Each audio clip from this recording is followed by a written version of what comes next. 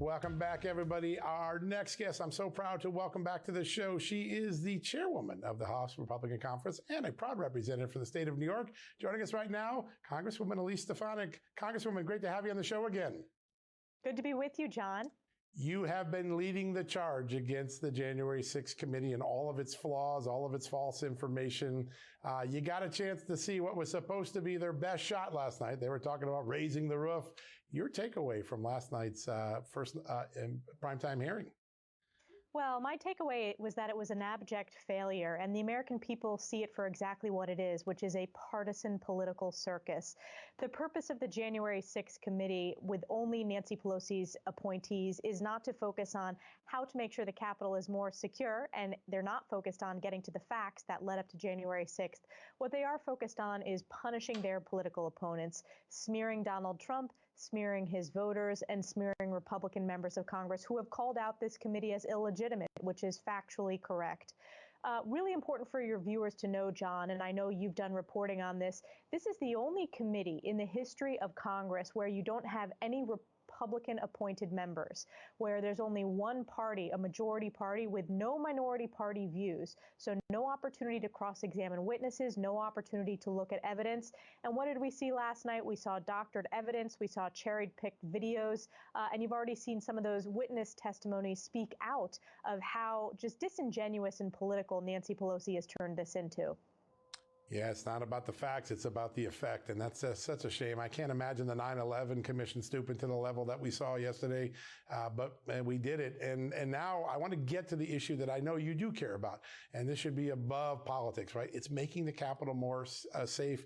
You see some of the stuff that we've been able to get from Capitol Police, like the fact the night before the FBI intelligence comes in, it doesn't go to the frontline police, it doesn't go to the commanders, it goes to someone that gives a heads up to Chuck Schumer on the Democratic side. When you see those things, what comes to mind? I have a number of questions, and I know my Republican colleagues have a number of questions, but the American people have a number of questions.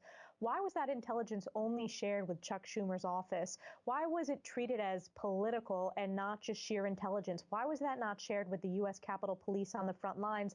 Why was that not shared with Republican leadership? Again, these are bipartisan institutions. My question also, and the Speaker of the House, Nancy Pelosi, has refused to turn over any documents. We deserve to have full transparency into what her office knew, why they refused to support President Trump's request for the National Guard, what intelligence they received, and why they left the Capitol so ill-prepared. We know that the Capitol Police was half-staffed. We know that they weren't provided with adequate training, that they had expired equipment. All these questions are really important to make sure that the violence on January 6th, which Republicans have condemned, never happens again, and that we have a secure, functioning U.S. Capitol. And I want to juxtapose that, John, with we are seeing violence and death threats against Supreme Court Justice Kavanaugh just this week. Democrats have failed to address that significant security threat, and yet Republicans are ready and willing and have a bill that we would like to vote for to improve that security. Same goes for the Capitol. The Democrats have failed to put in those measures to make sure the Capitol's secure. Yeah, I want to ask you this question because you have to go in and out of that Capitol every day. Is it any more secure than January 5th? Have they really made any improvements yet? I believe that they have not made improvements, and we see that with some of the bipartisan investigations into January 6th. Nancy Pelosi has refused to act on many of those recommendations. And I don't want to fault the Capitol Police. The Capitol Police do a tremendous job every single day, and we are grateful, and I have a great working relationship, as does my office, with the U.S. Capitol Police.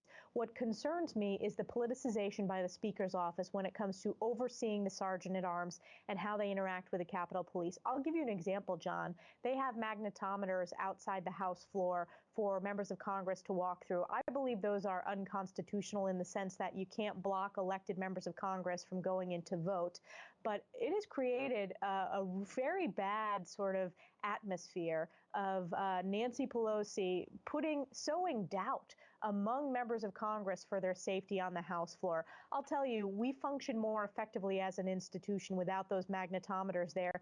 They should be focused on making sure that the Capitol Police has the support they need rather than putting up magnetometers to just be another step between lawmakers and our ability to vote on the floor.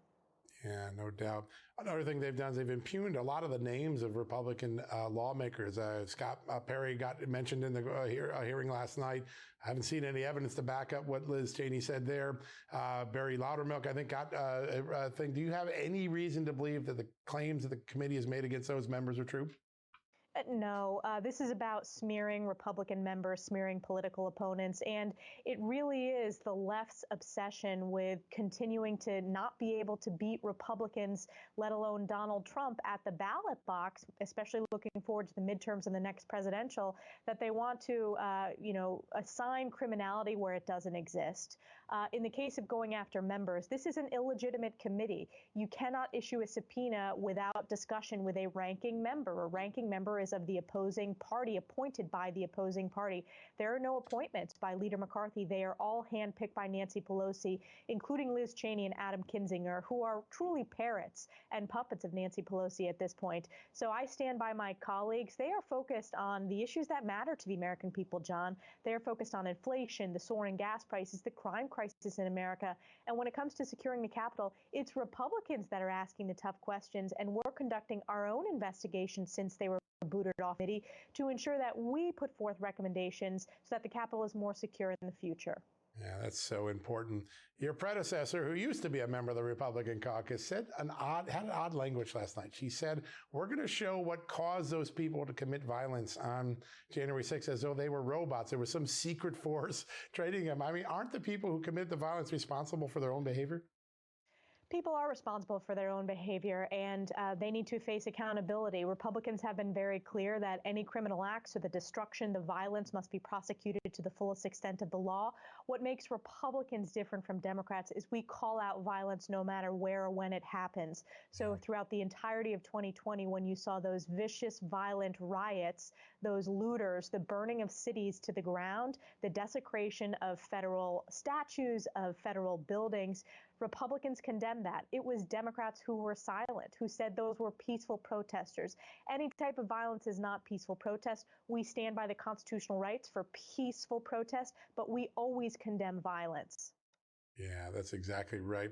So a lot of people, if they did bother to tune in, which I suspect they didn't, but if they did, they're probably saying, let me listen to see if there's anything that's going to take care of the gas prices that I'm paying, the food prices I'm paying, the crime I'm seeing in my neighborhood, the open border that scares the living dickens out of me. I don't think they heard anything last night to address the top 5 or 6 issues that Americans said they want resolved in this country. Is Donald Trump living rent-free in the Democrats' head, and are they missing a chance to talk to the American people about what you guys are talking about, the economy, safety, security, putting parents in the driver's seat of their children's future? They're missing a huge chance, and wouldn't that be nice to have a primetime hearing on any of those crises? That's what the American people are yearning for. That's what Republicans continue to focus on. I think this is the Democrats', really desperate attempt to try to change the narrative away from all these crises that the American people know their policies have created, whether it's the skyrocketing inflation, the highest inflation in my lifetime, whether it's the increased gas prices that have doubled since Joe Biden took office, or whether it's the open border with the illegal flights of migrants into my home state like New York and other parts of the country, as well as the fentanyl flowing in across our southern border, killing adults in this country. It's the leading cause of death aged 18 to 45. We did not see a primetime hearing on any of those topics. We haven't actually seen a hearing period on any of those topics. That's how out of touch Democrats are with what's actually happening across this country. Yeah, there's no doubt. Congressman, just real quickly, before the election, will we see a contract with America? You will see a commitment with America. House Republicans have been hard at work. We will be unveiling that in the coming weeks. And this is really important. We are going to work hard to earn this majority, not only to hold Joe Biden accountable, but to put forth legislation on securing the border, on reining in inflation by reining in the reckless spending that's been happening, holding China accountable, standing up for parents in our role in the classroom on behalf of our children. So there's going to be a long list of policy to-dos, and we will commit to delivering those results. Yeah, that's amazing. America is waiting for that. They're going to be excited about it. Congresswoman Elise Stefanik, it's always an honor to have you on the show. Thank you so much for joining us. Thank you, John. All right, folks, stick around. We'll be